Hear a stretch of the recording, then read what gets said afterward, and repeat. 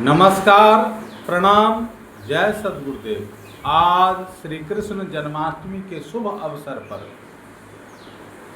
श्रीमद् भगवत गीता का चतुर्थ अध्याय का 34वां श्लोक जो हम सब के लिए बहुत ही जरूरी है, आवश्यक है, अनिवार्य है। हम सब इसका श्रवण करें, इस पर चिंतन करें, मनन करें और इसको आत्मसात करें। क्या कहते हैं प्रभु अर्जुन से? तद्विधि प्रणिपातेन परिप्रश्नेन सेवया उपदेक्षन्ति ते ज्ञानम ज्ञानिनस्तत्त्वदर्शिनः। हे अर्जुन, ज्ञानियों को साष्टांग प्रणाम कर, उनकी सेवा कर, जिज्ञासु भाव से प्रश्न कर, उनसे उस ज्ञान को जानो। वे तत्वदर्शी ज्ञानी तेरे लिए ज्ञान का उपदेश करेंगे। जिस ज्ञान की बात यहाँ कृष्ण कह रहे हैं वह ज्ञान तत्वदर्शी महापुरुष, ब्रह्मनिष्ठ संत, सद्गुरु की शरण में जाने के लिए कह रहे हैं। यह जो ज्ञान है पुस्तकों को पढ़ने से केवल बाह्य ज्ञान मिलेगा, उसका अनुभव नहीं होगा, उसके भाव को, उसके मर्म को हम नहीं समझ पाएंगे। इसलिए कह रहे हैं कि तुम जाओ उनकी शरण में, सेवा कर, फिर वो तुम्हारी सेवा से प्रसन्न होकर तुम्हें उस ज्ञान का वर्णन करेंगे, अनुभव करा देंगे, लखा देंगे, जिस ज्ञान के द्वारा तुम्हारा सारा भ्रम और भय का नाश हो जाएगा। कोई भय नहीं रहेगा, कोई भ्रम नहीं रहेगा। यह दुर्लभ मानव जीवन केवल भोगों को भोगने के लिए नहीं मिला है, कभी सुख कभी दुख, क्या इसी के लिए मिला है? देव दुर्लभ क्यों कहा गया?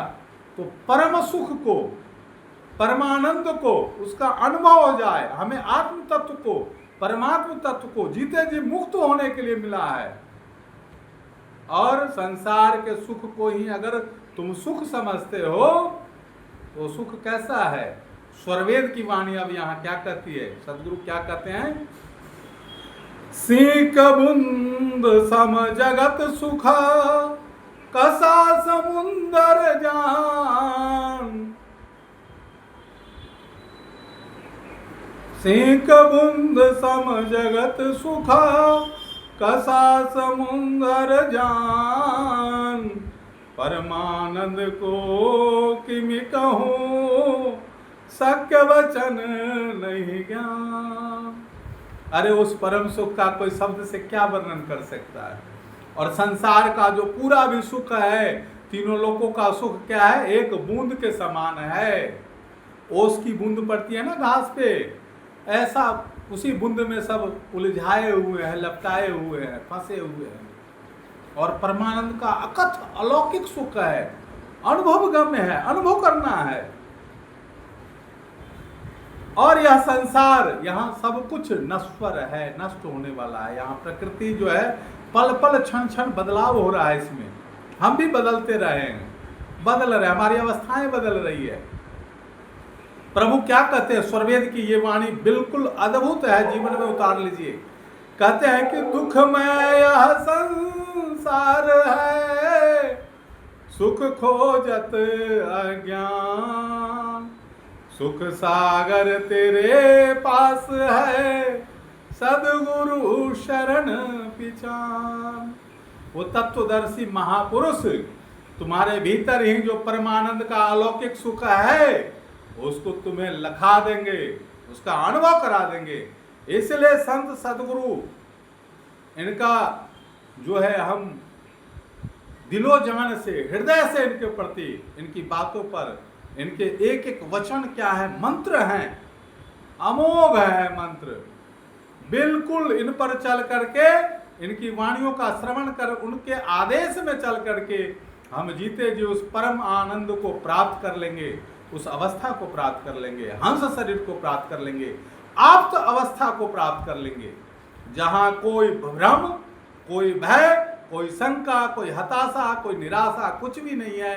केवल आनंद ही आनंद है, परम आनंद है, अद्भुत है, अलौकिक है, प्रभु श्री कृष्ण की इन वाणियों का आप जीवन में उतारें और स्वरवेद की इन दिव्य वाणियों का सदगुरु ब्रह्मनिष्ठ संत सदगुरु स्वरवेद अमर हिमालय योगी का लिखा हुआ है, अनुभूत ज्ञान है।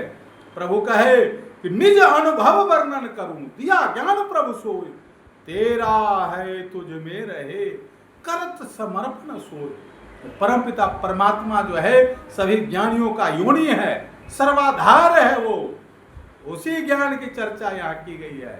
इसलिए संत सदगुरु के शरण में ही इस अमूल्य ज्ञान को हम अनुभव कर सकते हैं।